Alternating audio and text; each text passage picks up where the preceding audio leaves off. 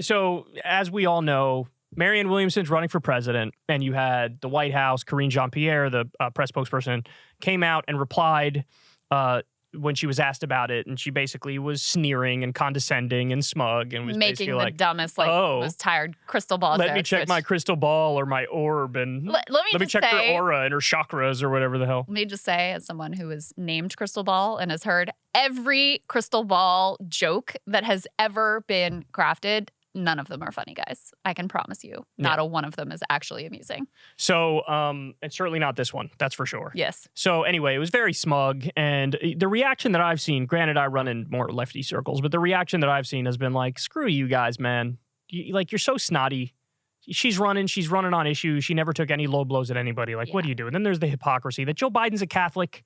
Okay, he eats the body of Christ and drinks the blood of Christ and walks around with ashes on his forehead. Like, who we kid? Really? We're going to talk about Marianne being so... Right. And we care about democracy shtick, which is clearly you don't. Right. Now you got somebody in the race and you'll probably bend over backwards not to debate her. They've already said they don't want to debate her. So there we go. So, and rigged the order of the states and all of that. It's unbelievable. So anyway, in step The View. And The View wanted to comment on this exact story that we just commented on. And let's just say, didn't go in a very good direction. We'll watch and then we'll react. Should Jean-Pierre have made the joke about Williamson? Yeah, I think so. I got to tell you, when she was first, in the realm of the election, I thought she was an interesting character. I mean, Oprah brought us to her as her spiritual guru, and I was buying all into the mind, body, spirit and stuff, and I was like, this world needs to heal. But then she said some stuff.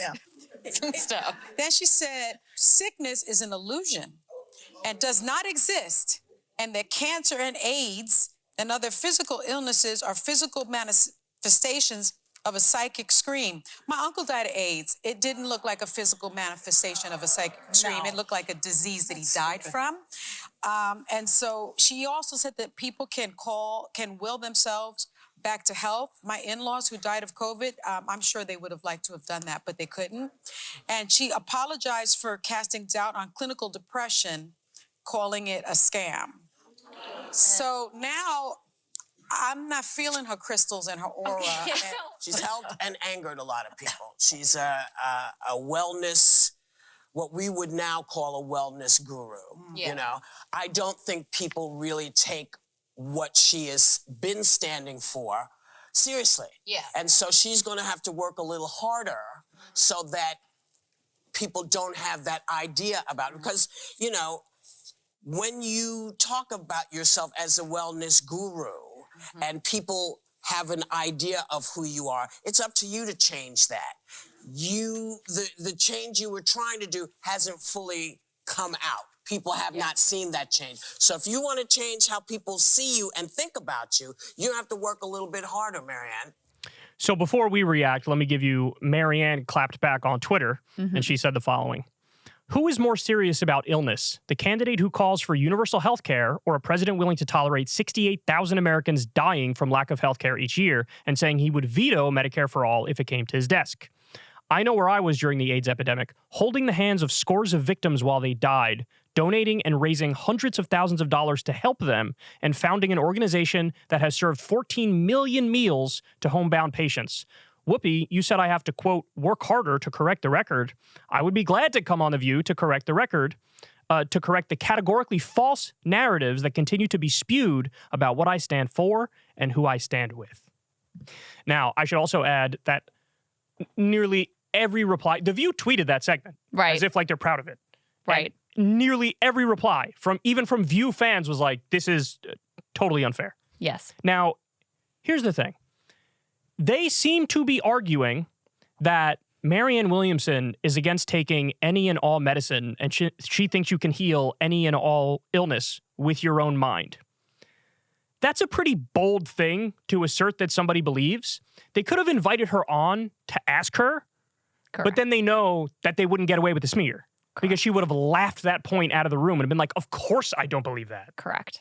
Yes.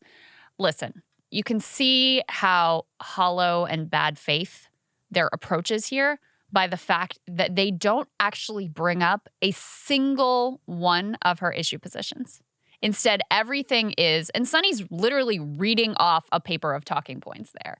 Let me take as many quotes as I can out of context to smear and dismiss her as a human being, so I don't even have to deal with any of her actual policy positions and platform and what she is saying and talking about.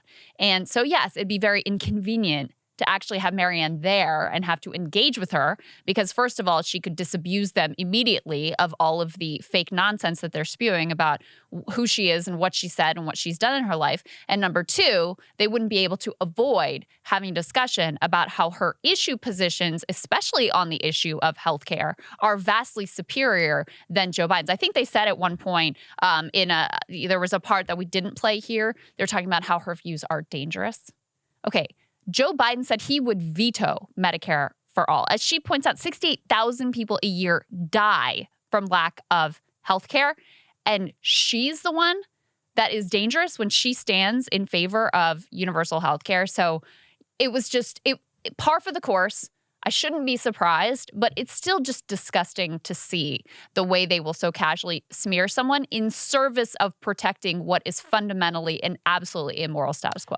Marianne Williamson has already told us that she would sign an executive order on day one in office to lower the price of all prescription drugs, which, by the way, she has the authority to do already under the Bayh-Dole Act of 1980, because any money that the U.S. government uses, like taxpayer money that's used to create medicine. To fund research, yeah. To fund research.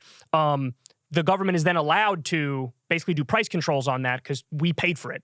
So she said, I'll sign an executive order to lower the cost of all the drugs. Joe Biden was only able to lower, and he didn't do it through executive order, by the way, which he could have, but he chose not to. He did it through the IRA only for some prescription drugs and only for seniors. So you want to have a conversation about anti-medicine? I mean, really, I really think the debate ending point is that first point that Marianne laid out here, which is like, how dare you call me anti-medicine when I'm in favor of Medicare for all and he's against it? And we're talking about 68,000 people who die every year from not having access to basic health care. You can take any quote out of context you want to over her entire 70 years of life. It doesn't change the fact that she stands on the side of medicine and healthcare, and Joe Biden stands against it. But they can't have that discussion. So instead, they go with like the personal smears. They could have invited her on. They didn't want to invite her on. And by the way, the thing at the end there where Whoopi, you could tell Whoopi is kind of, it's almost like she's trying to criticize, but can't really find exactly the right way to criticize It's uncomfortable, She's saying like, hey, it's on you to change people's minds or something. The reason why she's reacting like that is because she was in Hollywood when Marianne Williamson was there, and she knows what Marianne Williamson was doing. She knows that she dedicated her life to try to help AIDS victims. That's the part that really, really bothers me because, I mean, some of you may not be old enough to remember, but the way that gay men were treated during the AIDS crisis, like the early, it was horrific. I mean, they were treated like untouchables, like they, you couldn't be around them and totally ostracized. I mean, it was horrifying. And Marianne Williamson was there ministering to them, raising money for them, officiating their funerals. And so I know it has to strike a nerve with her. When she sees that all dismissed and then characterizing her as downplaying the AIDS crisis, It's the polar opposite of the truth. Reality. Which is, that's Karl Rove Politics 101. You take their strength and try to make it their weakness. Yeah. And that's what they're doing here. And by the way, the only point in there, which was somewhat in defense of Marianne Williamson, you're going to love this, is Joy Behar says, well, I mean, she's not George Santos. She's not Marjorie Taylor Greene. Well, thank you for your ringing endorsement, thanks. Joy Behar. Thanks. She's not the literal worst pathological liar the world has ever seen. Thank you very much. Hey, y'all, do me a favor and like and subscribe. It helps out big time in the algorithm.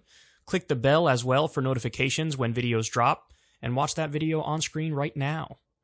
You know you want to.